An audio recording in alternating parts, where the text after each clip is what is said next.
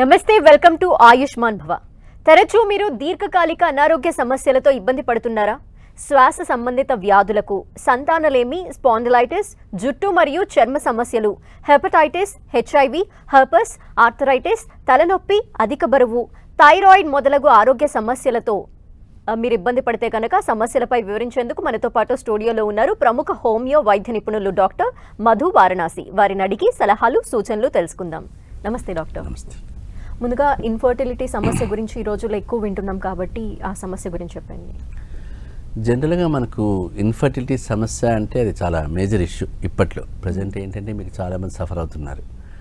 So ఈ infertility సమస్య కూడా అంటే వాళ్ళ కన్క్లూజన్కి వచ్చేసరికి కూడా టైం అయిపోతుంటుంది చాలామందిలో. ఎందుకంటే ఆ కన్క్లూజన్ రావడానికే వాళ్ళకి టైం పడుతుంది కాబట్టి. అంటే ఇన్ఫర్టిలిటీ ఆ ప్రెగ్నెన్సీ ప్లాన్ చేసుకుందాము అనే టైం వచ్చేసరికి మీకు ఆటోమేటిక్గా ఏజ్ ఫ్యాక్టర్ కూడా చేంజెస్ అయిపోతాయి. ఫ్యాక్టర్స్ అంటే 32 to 33కి వెళ్ళిపోతారు వాళ్ళు ఆటోమేటిక్గా. అంటే ఎర్లీ మ్యారేజ్ చేసుకున్నది చాలా తక్కువ కాబట్టి.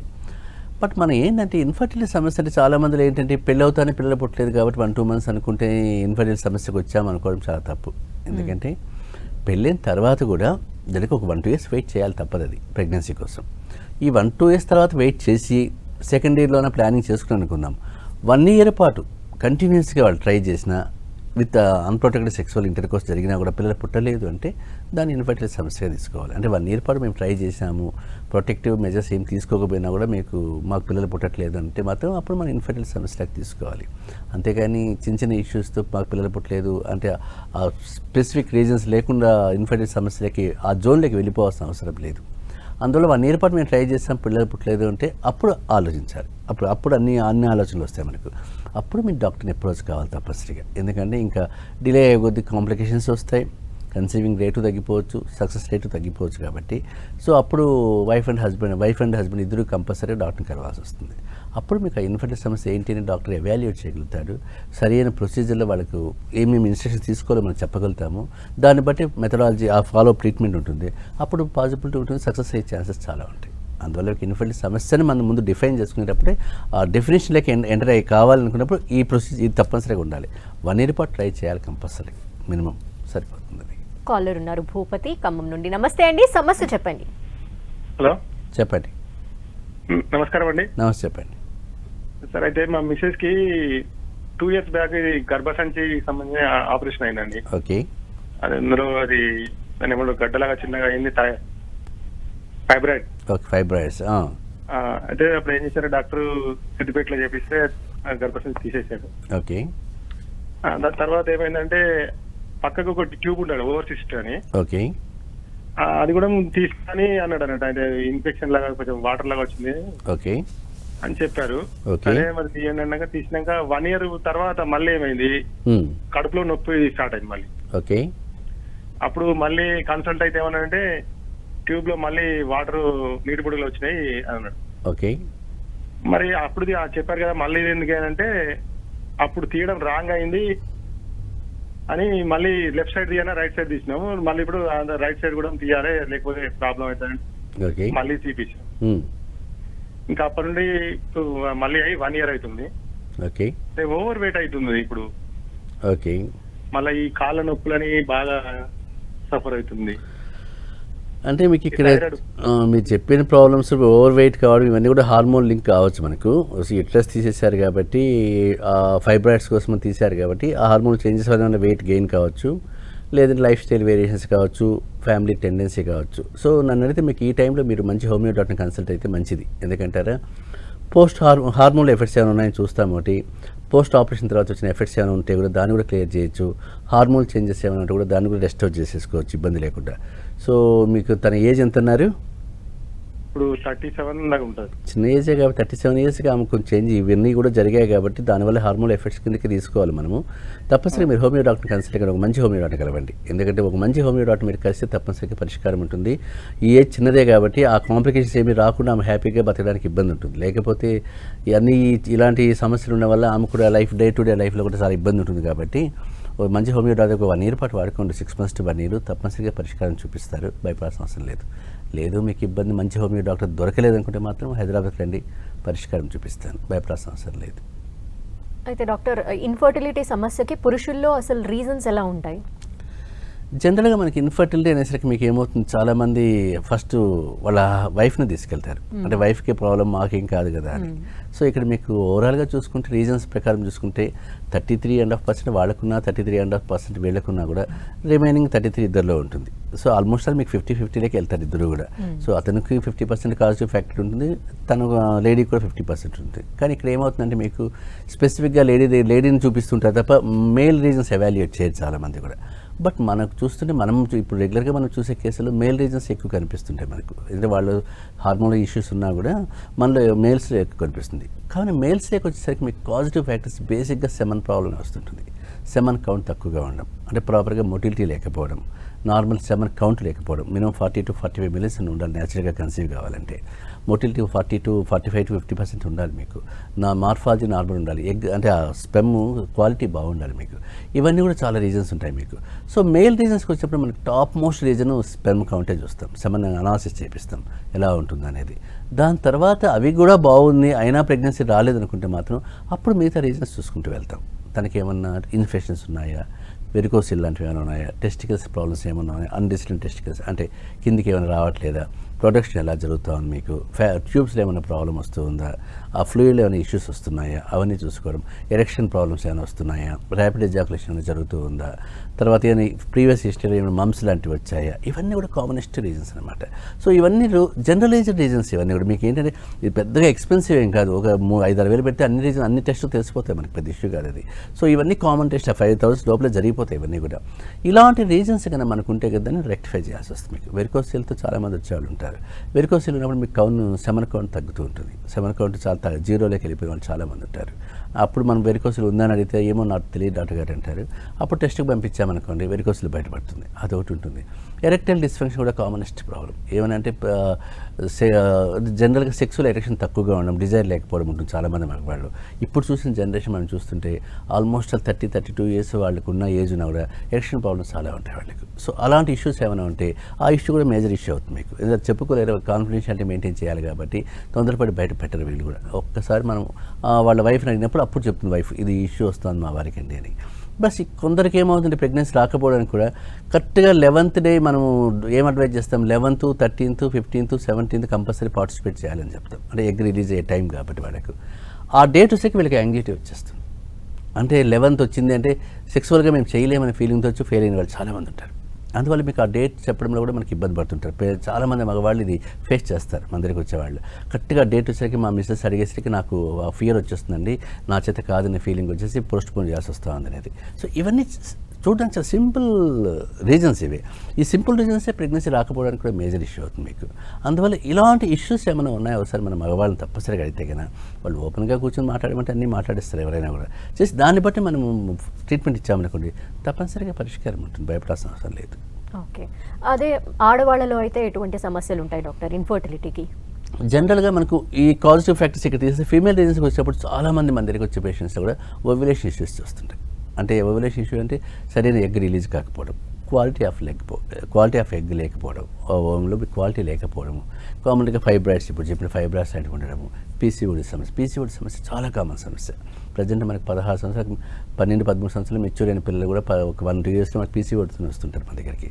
ఈ పీసీఓడితో ఏమంటే మెన్సెస్ ఇర్రెగ్యులర్ అయిపోతుంటాయి, ఒబిసిటీ వచ్చేస్తుంది, అన్వాంటెడ్ హెయిర్ వస్తుంది, ఈవెన్ డయాబెటిక్ టెండెన్సీస్ డెవలప్ అవుతుంటాయి వీళ్ళకు. అంటే ఓవరాల్గా ఫిజిక్ చేంజ్ అయిపోతుంది. సో ఇలాంటి ఇష్యూస్ ఉన్న వాళ్ళు కూడా చాలామందికి ఆటోమేటిక్గా ఈ ప్రాబ్లమ్స్ వస్తుంటారు. కాబట్టి పీసీఓడి ఉందా, ఎండోమెట్రియల్ థిక్నెస్ ఏమైనా జరుగుతూ ఉందా, ఎండోమెట్రియాసిస్ ఉందా, ఓవ్యులేషన్ ఎలా జరుగుతూ ఉంది, ఫైబ్రాయిడ్స్ ఉన్నాయా, ఇవన్నీ కూడా జనరలైజ్డ్గా మనం ఎవాల్యుయేట్ చేసుకోవాలి. కాలర్ విజయ గారు నమస్తే అండి. నమస్తే డాక్టరా. చెప్పండి. అదే అండి, మోకాల్లో నొప్పులు, నడుము నొప్పులు బాగా ఉంటాయండి. ఓకే, మీ ఏజ్ ఎంత అన్నారు? నాది 53 ఏళ్ళండి. జనరల్గా మీకు 50 ఏళ్ళు అంటున్నారు కాబట్టి మోకాళ్ళ నొప్పులు, నడుము నొప్పి కామన్గా జరుగుతూ ఉంటుంది మీకు. ఆ డిస్క్లు ఏమైనా అరగడం వల్ల కానీ, డిస్క్ పైన ఒత్తిడి పడడం కానీ, జాయింట్స్ అరగడం కానీ ఇవన్నీ జరుగుతూనే ఉంటాయి కాబట్టి సో మీరు ఒకసారి వెయిట్ ఏమైనా ఉంటే వెయిట్ తగ్గించుకోండి. ఒకసారి కాల్షియం లెవెల్స్ ఎంత ఉన్నాయో ఒకసారి చూసుకోండి. కాల్షియం లెవెల్స్ ఉంటే కాల్షియం తీసుకోండి, డి విటమిన్ తక్కువ ఉంటే డి విటమిన్ తీసుకోండి, ఆహారంలో మార్పులు చేసుకోండి, వాకింగ్ లాంటివి చేయండి. ఇవన్నీ కూడా మా చేత చేసినా కూడా మాకు తగ్గట్లేదు అనుకుంటే మాత్రం ఇంకా అది ఒకసారి ఎక్స్రే తీసినా కూడా మీకు అర్థమైపోతుంది లోపల ఎంతవరకు అరిగింది అని చెప్పేసి. అరిగింది అని మనకు తెలిసింది అనుకోండి, తప్పనిసరిగా మీరు హోమియోపతి ట్రీట్మెంట్ తీసుకోండి. ఎంత ఇష్యూ ఉన్నా నొప్పి తగ్గిపోతుంది, భయపడాల్సిన అవసరం లేదు. ఒక మంచి డాక్టర్, మీరు సెలెక్షన్ ఆఫ్ డాక్టర్ చాలా ఇంపార్టెంట్. మంచి డాక్టర్ మీరు తీసుకుంటే కన్నా ఫస్ట్ స్టేజ్లోనే ఉన్నారేమో మీరు ఇప్పుడు, ఆటోమేటిక్గా మీకు నొప్పి తగ్గిపోయి ప్రోగ్రెస్ కాకుండా అయిపోతుంది. ఎందుకంటే ఇది చాలా సింపుల్ కేసెస్, పెద్దగా నొప్పులు మనం చూసే కేసులన్నీ కూడా సర్జికల్గా ఫెయిల్యూర్ కేసులు కాబట్టి అసలు లేవలేని స్టేజ్లో వచ్చేవాళ్ళు అందరూ కూడా, అసలు ఎత్తుకొని వచ్చి పడుకోబెట్టేవాళ్ళే. కాబట్టి మీది మామూలు కేసే కాబట్టి ఒక మంచి హోమియో డాక్టర్ని, ఒక క్వాలిఫైడ్ హోమియో డాక్టర్ని కలవండి, తప్పనిసరిగా పరిష్కారం ఉంటుంది. ఒక 6 months మీరు వాడారనుకోండి, అసలు ఆ సమస్యను మర్చిపోతారు, మీరు భయపడాల్సిన అవసరం లేదు.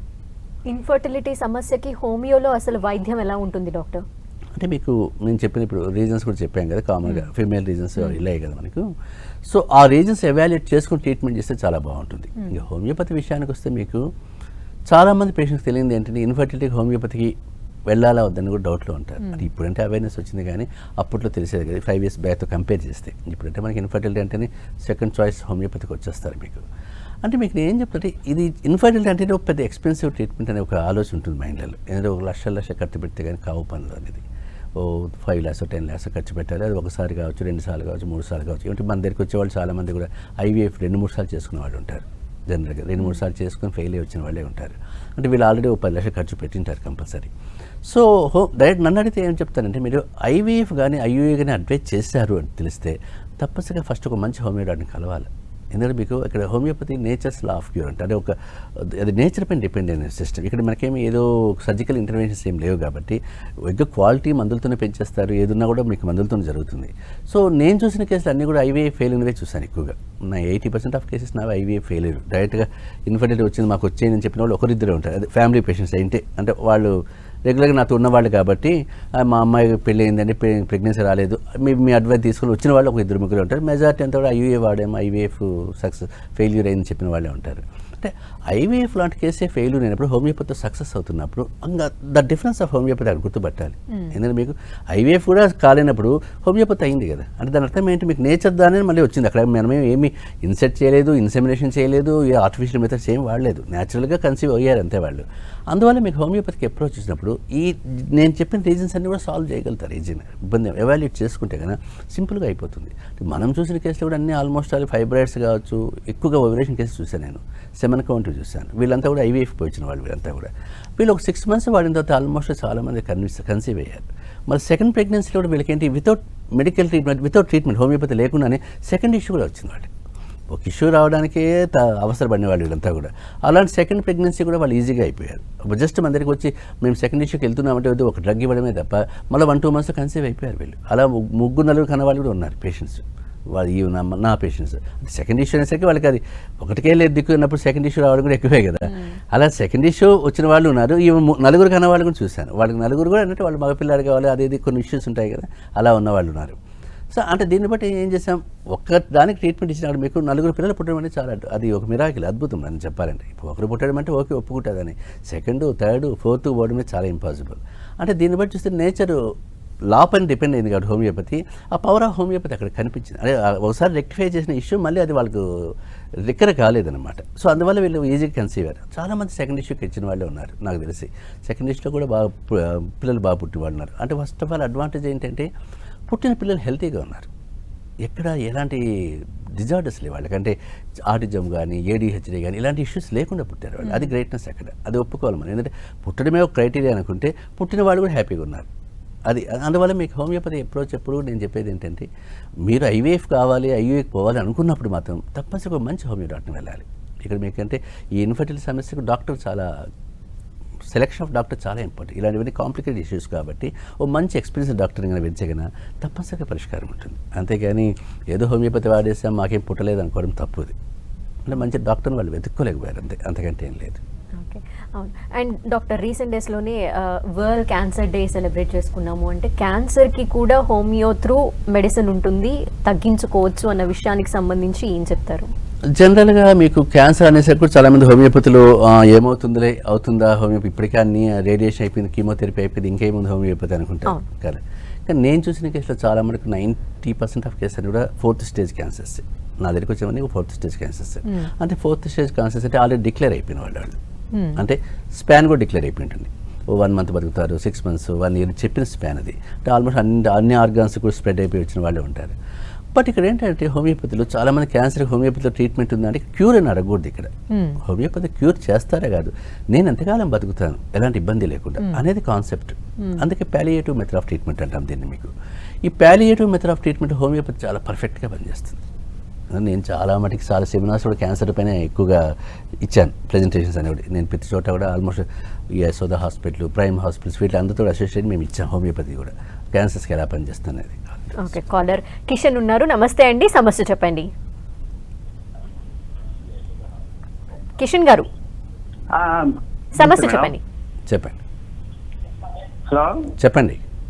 నమస్తే సార్. నమస్తే సార్, భద్రాద్రి కొత్తగూడెం జిల్లా సార్. ఏమన్నారు? భద్రాద్రి కొత్తగూడెం జిల్లా, మా జిల్లూరు కాదు సార్. నా కాలు తిమ్మిరి, 2 కాళ్ళు తిమ్మిరి కింద 2 కాళ్ళు. మీరు చెప్పింది అర్థం కాలేదు, కరెక్ట్గా చెప్పాలి. తిమ్మిర్లు 2 కాళ్ళు తిమ్మిర్లు, పాదాలు. ఎవరికి? మీకేనా? అవును సార్. ఓకే, మీ ఏజ్ ఎంత ఇప్పుడు? 44. మరి డయాబెటీస్ లాంటివి ఏమైనా ఉన్నాయా? ఏం లేదు సార్. డయాబెటీస్ కానీ బీపీ కానీ లాంటివి ఏం లేవా? ఏం లేదు. జనరల్గా తిమ్మిర్లు వస్తున్నాయంటే 2 రీజన్సే చూస్తాం. ఒకటి బీ కాంప్లెక్స్ డెఫిషియన్సీ ఏమైనా ఉందా, B12 తక్కువగా ఉందా అని చూస్తాం. అది ఒకసారి టెస్ట్ చేయించుకుంటే అర్థమైపోతుంది ఉందా లేదా అనేది. సపోజ్ B12 తక్కువ ఉంటే B12 వేసేసుకోండి, 1-2 months వేసుకుంటే తగ్గిపోతుంది. అలా కాదు పెరిఫెరల్ న్యూరైటిస్ లాంటివి ఏమైనా ఉన్నా మీరు చేసే వర్క్ని బట్టి కూడా వచ్చే ఛాన్సెస్ ఉంటాయి. డయాబెటీస్ ఉన్నా వచ్చే ఛాన్స్ ఉంటుంది, అది కూడా ఒకసారి చెక్ చేయించుకోండి. ఈ 3 రీజన్స్ కూడా ఏమీ లేవు, నాకు తిమ్మిర్లే వస్తున్నాయి అనుకుంటే మాత్రం రక్త సరఫరా ప్రాబ్లం అయి ఉంటుంది. కాబట్టి ఒకసారి డాప్లర్ స్టడీ లాంటివి దొరుకుతాయి, అవి కూడా చేయించుకుంటే తెలిసిపోతుంది మీకు. ఇక్కడ కూడా మీకు తగ్గలేదంటే రీజన్ అప్పుడు అర్థమైపోతుంది మనకి ఏంటి, బ్లడ్ సప్లైలో ఏమైనా ప్రాబ్లం వస్తుందా, నర్వస్ సిస్టంలో ఏమైనా ప్రాబ్లం ఉందని చూసి చెప్పగలుగుతాం. బట్ ఈ 3 ఒకసారి చూసుకోండి. రీజన్స్గా ఆ రిపోర్ట్స్ తీసుకుని ఒక మంచి హోమియో డాక్టర్కి వెళ్ళండి. తప్పనిసరిగా తిమ్మిర్లే కదా, పెద్ద ఇష్యూ కాదు కదా, ఏ డాక్టర్ అయినా చూస్తారు. మీకు మంచి హోమియో డాక్టర్కి వెళ్ళండి, పరిష్కారం దొరికిపోతుంది. డైట్లో కూడా మార్చుకోండి, కాస్త దానిమ్మ లాంటివి తినండి, అరటిపళ్ళు తినండి, బాదాం తినండి, అరటిపళ్ళు తినండి, పాలు తాగండి. ఇలాంటివన్నీ కూడా మీ డైట్లో కొంచెం సపోర్ట్ చేసుకుంటే తిమ్మిర్లు తగ్గుతాయి మీకు. కామనెస్ట్గా B12 పోయే రీజన్ ఉండొచ్చు మీ ఇష్యూలో. B12 ఏమైనా తక్కువ ఉంటే B12 తీసేసుకోండి, సరిపోతుంది కదా, పెద్ద ప్రాబ్లం కాదు. ఓకే. అండ్ డాక్టర్ 1-2 స్టేజెస్లో వచ్చారనుకుంటే అప్పుడు ఏంటి, క్యాన్సర్కి ఎట్లా ఉంటుంది ట్రీట్మెంట్?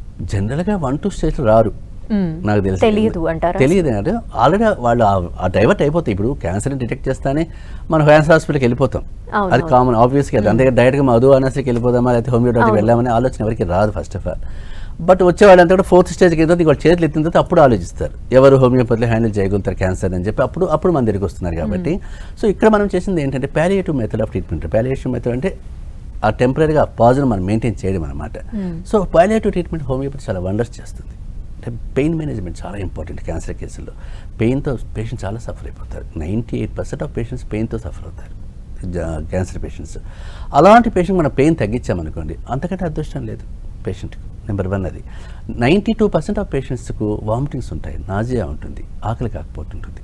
90% ఆఫ్ పేషెంట్స్ నిద్ర రాదు, సెడేషన్ లాగా ఉంటుంది, కన్ఫ్యూజన్ లాగా ఉంటుంది. అంటే ఇలాంటి పేషెంట్స్, ఈ సిమ్టమ్స్ ఉన్న పేషెంట్ని మనము హోమియోపతి హ్యాండిల్ చేస్తున్నాం అనుకోండి, ఈ సిమ్టమ్స్ అంతా రిలీవ్ అవుతూ పోతుంటాయి.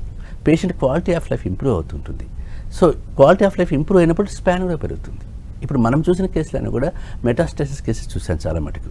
ఈవెన్ 4th స్టేజ్ కేసులో ఎక్కువగా నేను చూశాను. వీళ్ళకి ఏమైంది, 3 months 6 months లైఫ్ని మనం 6 months 1 year 2 years 3 years వరకు ఎక్స్టెండ్ అయ్యారు. మ్యాక్స్ 3 years వరకు చూశాను. కొందరే ఒక 7-8 years బతికారు. అంటే ఇక్కడ మీకు 6 నెలలు 1 నెల అన్న కేసు 6 months బతికిన అడ్వాంటేజ్ అది. అంతే కదండి. వాళ్ళ ఫ్యామిలీతో ఇది ఉంది. నా దగ్గర పేషెంట్ మనం 1 month అని చెప్పారు ఆ పేషెంట్. ఆ 1 month పేషెంట్ ఆమెకు మనం ట్రీట్మెంట్ స్టార్ట్ చేసిన 10 రోజులు రికవరీ అయిపోయింది.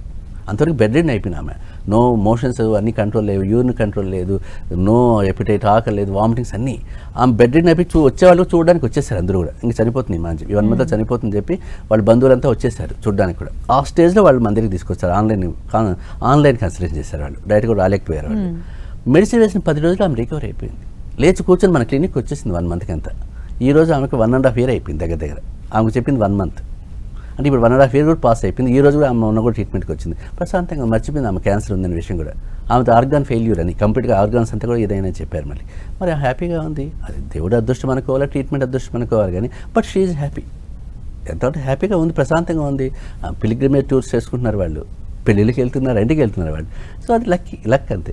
అంటే నేను చెప్పి అలాంటి టైప్ ఆఫ్ కేసెస్ మన హోమియోపతి హ్యాండిల్ చేసినప్పుడు తప్పనిసరిగా 4th స్టేజ్ క్యాన్సర్స్ ప్యాలియేటివ్ మోడ్లో హోమియోపతిని అప్రోచ్ కావాలి పేషెంట్. అప్పుడు వాళ్ళ క్వాలిటీ ఆఫ్ లైఫే కాకుండా పెయిన్ మేనేజ్మెంట్ బాగా జరుగుతుంది. అది చాలా ఇంపార్టెంట్. కాలర్ శ్రీనివాస్ ఉన్నారు. నమస్తే అండి, సమస్య చెప్పండి. ఓకే అండ్ డాక్టర్, ఇంకొక సమస్య గురించి కూడా చూద్దాము. డిస్క్ సమస్య. ఇది కూడా చాలామందికి స్టేజెస్ గడిచే కొద్దీ ఆ తర్వాత వస్తూ ఉంటారు, ముందుగా వేరే వేరే హాస్పిటల్స్ అన్నీ తిరిగి. సో హోమియోపతి అప్రోచ్ ఎలా ఉంటుంది డిస్క్ సమస్యలకి? అండ్ నేను చూసిన కేసులో కూడా మీకు టాప్ 5లో డిస్క్ సమస్యలు కూడా ఒకటి.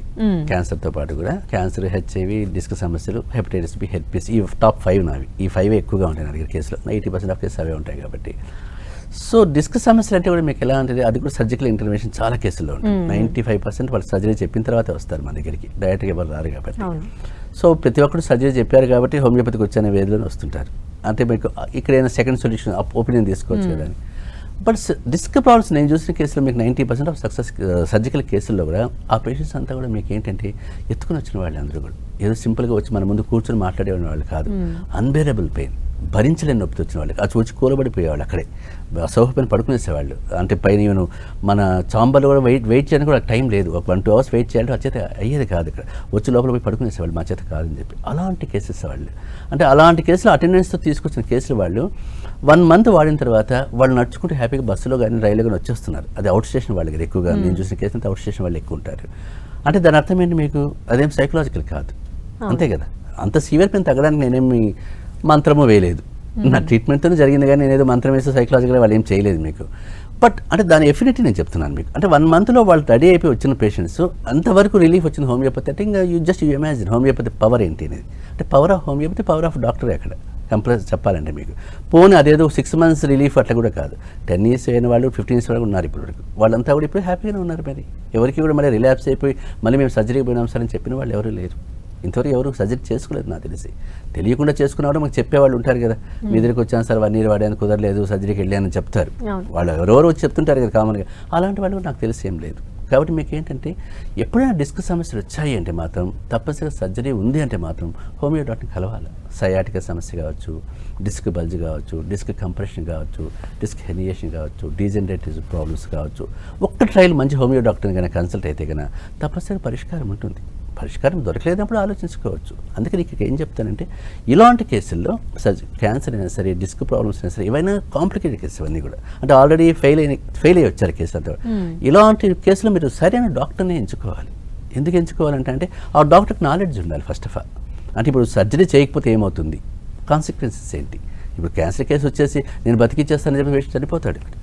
చనిపోతే అప్పుడు రెస్పాన్సిబిలిటీ డాక్టర్ దగ్గర రెస్పాన్సిబిలిటీ. ఆ డాక్టర్కి ఆ పెథాలజీ తెలియాలి ఫస్ట్. నిజంగా నేను హ్యాండిల్ చేయగలిగితే నిజంగా సర్వైవ్ అవుతాడా, లేదంటే వారికి టెంపరీగా రిలీఫ్ ఇచ్చి పంపించగలుగుతాను. ఆ పేషెంట్తో డిస్కస్ చేయాలి.